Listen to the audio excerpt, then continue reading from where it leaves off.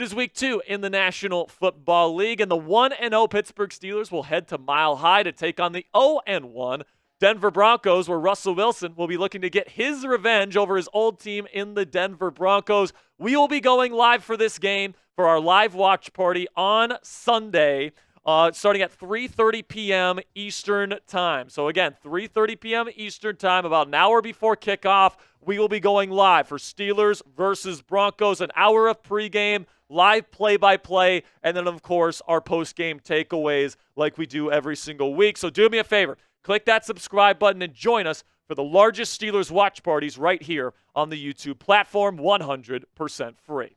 So let's get into this matchup, man. A 1-0 versus 0-1 matchup. Broncos playing at Mile High Stadium. Obviously, the altitude's going to be a big part of this football game like it is always at the beginning of the season. Opposing teams coming in, they're maybe not highly conditioned, and they have to go play in this high-altitude environment. It's going to be interesting to see how the depth works out here and the rotation works out for the Steelers, because they will have to rotate more players in and out, particularly on defense here, to make sure that everybody's fresh throughout this football game. But the big storyline in this football game, obviously, is Russ seeking his revenge on Denver head coach Sean Payton and the Broncos organization in general for letting him go. They're paying him $38 million to play against them in this football game, man. And Russell Wilson wants to send these guys back to their houses 0-2, because they know what that means, man. 0-2 teams almost never make the playoffs. They almost never win their own divisions. Russell Wilson putting a true nail in the coffin of the Denver Broncos season here would be something that he would absolutely love to do. And I do think it's going to be Russell Wilson as the starting quarterback. We've talked about it on the show this week, whether it should be him or Justin Fields. I think it will be Russell Wilson, because I think he is healthy enough. I think the team wants to give him this chance at revenge. However, if they do go with Justin Fields, I think this team can easily still win this football game. All right, last week, the Atlanta Falcons were a much better team, a much better roster, and this team still won pretty comfortably. They were clearly the best team on the field because the defense was so dominant. So if they do go with Justin Fields this week, I still feel very comfortable about the Steelers' chances of winning. But let me know what you guys think down there in the comments section. Type RW if you think Russell Wilson should start week 1, or type JF if you think Justin Fields should be the one under center for the black and gold. This will be the pinned comment on today's show. So YouTube's going to throw you an ad break here in just a couple of seconds. And when that happens, take advantage of that time by answering today's pinned question. So let's go over the Denver Broncos here and what you guys can expect to see from them schematically. So obviously Sean Payton is their head coach, and he's also their offensive play caller. He runs a modern pro-style offense, so you will see some under center stuff. We'll see shotgun, lots of quick game, lots of adjustments at the line of scrimmage. They ask a lot out of their quarterback in this scheme. And if you have the right quarterback, a.k.a. Drew Brees, this offense can be unbelievable, right? So the defensive scheme, very interesting scheme that Vance Joseph runs, because he kind of marries a bunch of different concepts, from Wade Phillips all the way to Nick Saban, all the way to Bill Belichick, even going back to like Mike Zimmer, right? And Paul Gunther there with Cincinnati with the double-A mug blitzes. So Vance Joseph has worked for a lot of defensive minds. He has compiled a lot of ideas. He runs a lot of match coverage. Cover 3 match is kind of his calling card. So that's definitely something to keep your eye on this weekend. Some major departures for the Broncos this offseason. Of course, Russell Wilson took an over $80 million cap hit for him to go away.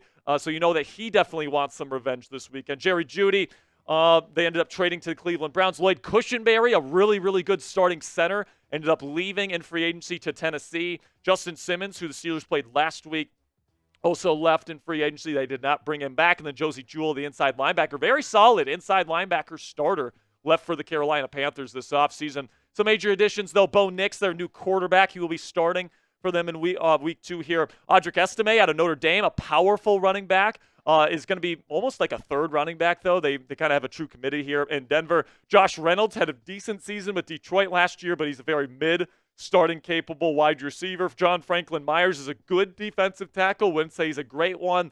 Jonah Ellis is somebody out of Utah. He's a rookie edge rusher that I was pretty high on coming out of Utah this year, so we'll see how he does this weekend. And then Levi Wallace, L-E-V-I. I wish the Steelers would say goodbye to Wallace. Yeah, to Wallace. Yeah. Shout out to Nathan Glass, one of our viewers, for coming up with that song right there. And then the Broncos last week, man.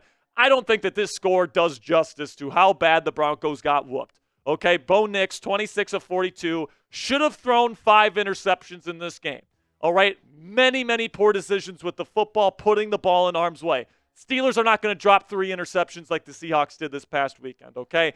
Josh Reynolds was their leading receiver with 45 yards. Just not a very good offensive day for the Broncos. If I'm being completely honest with you, they seem to play a little bit better on defense, even though Geno had some nice plays in this football game. But make no mistake, man, the Broncos did not play a particularly good football game in week 1. And to make matters worse, they're starting left tackle Garrett Bowles left week 1 with an ankle injury, and his status for Sunday against the Steelers is questionable. So if he's not on the field, watch out for Alex Highsmith to absolutely eat against the backup left tackle for the Denver Broncos. So still to come here on Steelers Talk, keys to victory for the Pittsburgh Steelers over the Denver Broncos. I'll go over my scouting report on rookie quarterback Bo Nix, and then we got my week 2 score prediction for Steelers versus Broncos. Before we get into the rest of this preview here for week 2 for your Pittsburgh Steelers, let's go into our sponsor read here for our friends at Game Time, which is the fastest and easiest way to buy tickets for the sports, music, comedy, and theater in your area.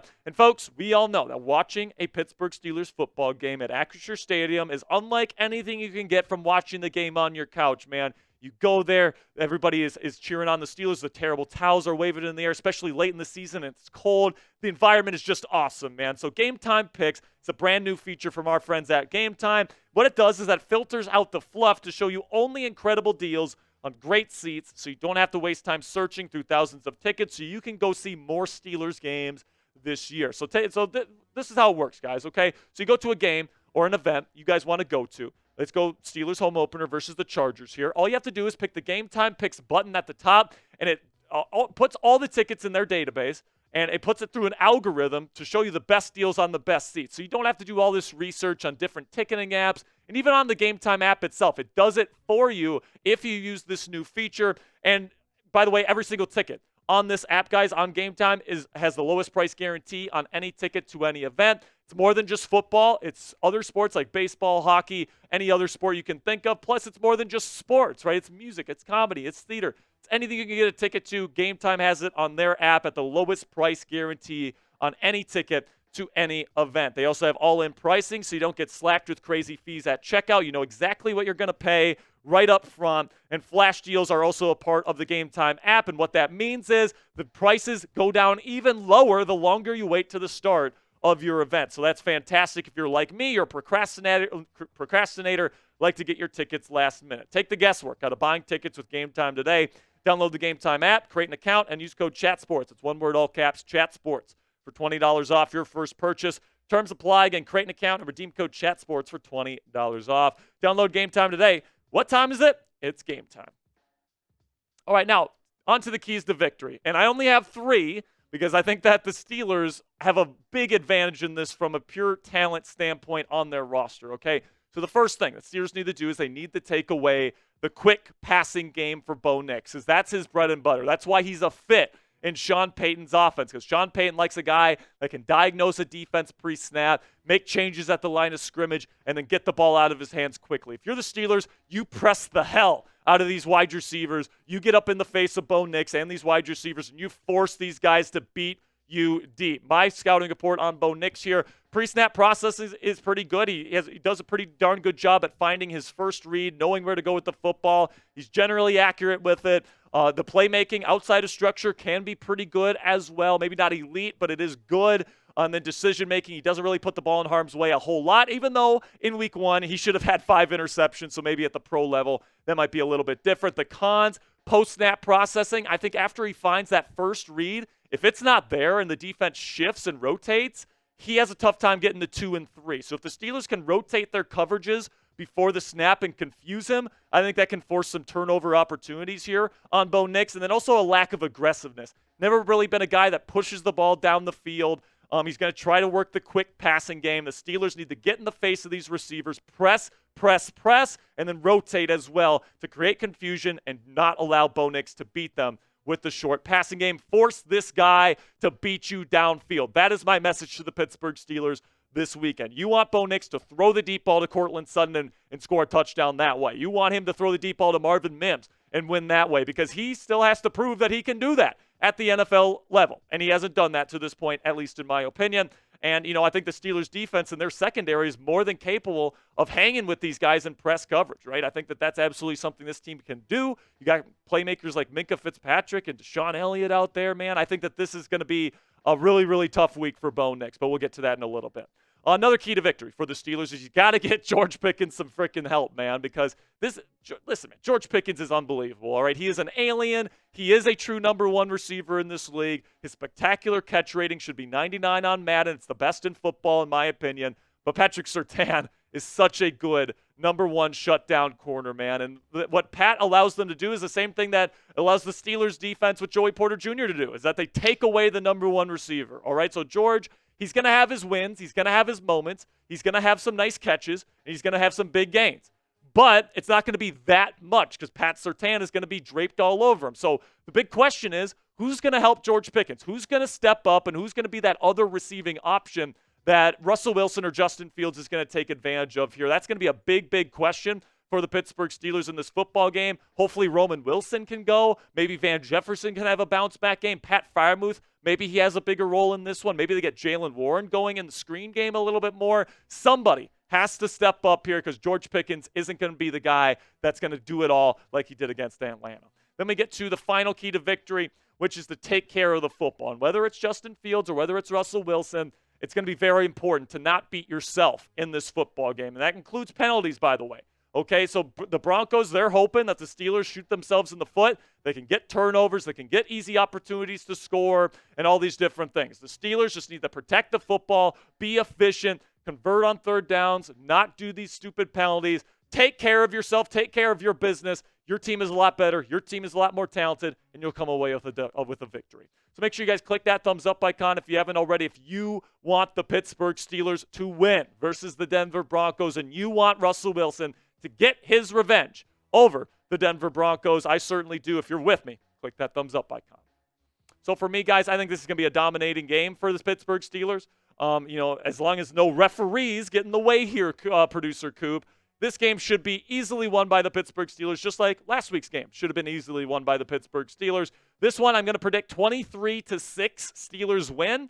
And honestly, I'm not even comfortable saying the Broncos will get 6 points. Honestly, they might not even score 8 points. It wouldn't shock me if this defense and this pass rush just absolutely makes Bo Nix's life a living hell. They made Kirk Cousins' life hell last week. TJ Watt's the best defensive player on the planet, especially if Garrett Bowles isn't on the field as their starting left tackle. Alex Highsmith is going to win constantly. I mean, the Steelers' defense is just something else this year.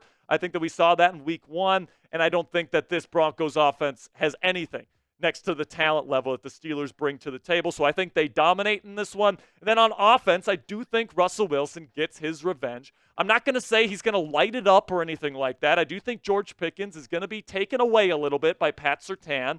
And, I think that, Van Jefferson's going to have to make a play here. Roman Wilson, if he plays, has to make a play there. Pat Freiermuth needs to show up. The run game needs to be good. But I do think they put up points. I think that the defense puts them in positions, not only with turnovers, but with just quick stops on defense to give them good field position. I think at the end of the day, 23-6 is what I'm expecting heading into Sunday. So now it's your turn. Let me know down there in the comments section. Predict the score of Steelers versus Broncos down there in the comments section. I can't wait to see your score predictions for me. It's 23-6, and honestly, I could see it being worse than this if things really go bad for the Broncos offense. But let me know what you guys think down there in the comments. Make sure you click that subscribe button if you haven't already. I really do appreciate your guys' support. Obviously, we have watch parties, the watch party on Sunday, 3:30 p.m. Eastern time. So if you want to join us for that, we're going to have an hour of pregame, play-by-play coverage live here on the channel, and also post-game coverage as well. So if you want to join the largest watch parties on the largest individually run Steelers channel here on YouTube, make sure you click that subscribe button and join the Steelers Talk family today.